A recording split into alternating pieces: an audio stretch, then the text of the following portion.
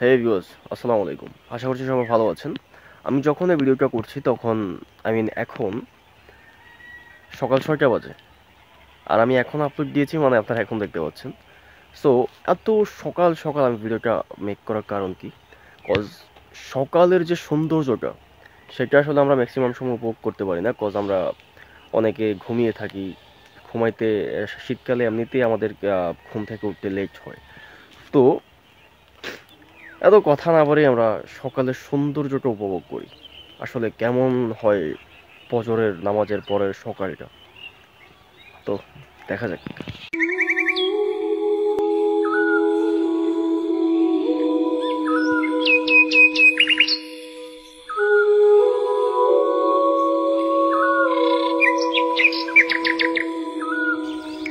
তো আজকের ভিডিও এই পর্যন্তই।